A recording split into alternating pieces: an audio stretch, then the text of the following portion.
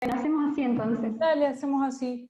Te decía que Sí, la consulta respecto de combinatoria, el primer punto a considerar cuando hablamos de combinatoria es preguntarnos si el orden de los elementos que estamos tratando de alguna manera de agrupar o de ordenar justamente es relevante o no. Es decir, si a vos la pregunta que te haces dice, bueno, sí, es importante el orden, ¿por qué?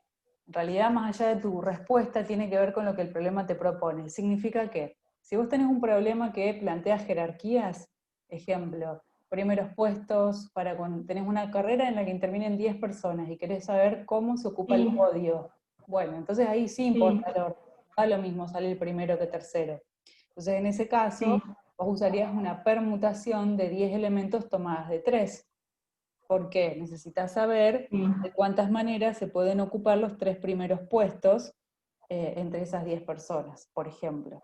Después, si la cosa cambia y en lugar de tener que agrupar a las personas de acuerdo a un podio o a posiciones jerárquicas, dicen, bueno, tenemos 10 personas y queremos armar grupos de A3. Ahí la pregunta de si el orden importa o no es, no importa el orden, pues yo necesito solo 3 claro, personas para armar el grupo. Entonces, en ese caso, lo que hacemos es usar combinaciones.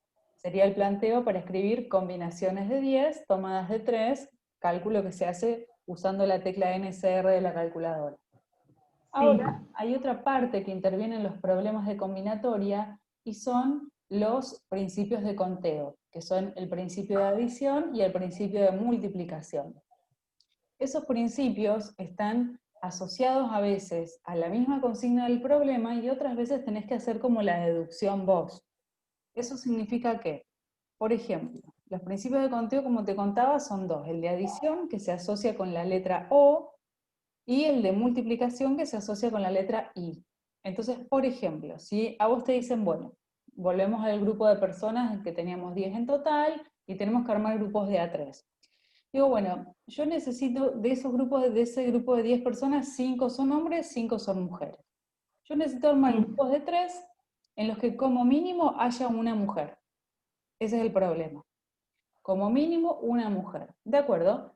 Entonces, ahí las opciones son, si dice como mínimo una mujer y los grupos tienen que ser de 3, las opciones van a ser una mujer y 2 hombres, 2 mujeres sí, y un hombre, o las 3 mujeres.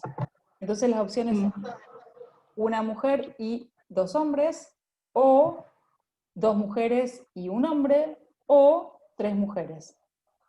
Entonces fíjate ahí cómo sí, aparece esto de la I y la O en el problema, pero que no están escritas en ningún lugar, ¿sí? Como que sí, vos la tenés que deducir de alguna manera. Entonces, ¿cómo sería el planteo? El planteo diría combinaciones de 5 tomadas de A1 por combinaciones de 5 tomadas de 2. ¿Me seguís, Clau? sí, Más, por la O que aparece en el medio, combinaciones de 5 tomadas de 2 por combinaciones de 5 tomadas de A1 más combinaciones de 5 tomadas de A3. Entonces fíjate cómo en un problema que te decía como mínimo 3 mujeres, los principios de conteo de adición y de multiplicación aparecen implícitos, digamos, en esa respuesta. No es que están escritos. ¿Sí? claro, Bien. claro, Bueno, hasta ahí estaríamos con esa parte. Después, hay problemas que en realidad los que aparecen en el examen generalmente terminan siendo de forma que se pueden aplicar combinaciones o permutaciones, ¿sí? Significa que bien. vos vas a tener que responder a esa primer premisa de si el orden es relevante o no lo es para encarar el problema.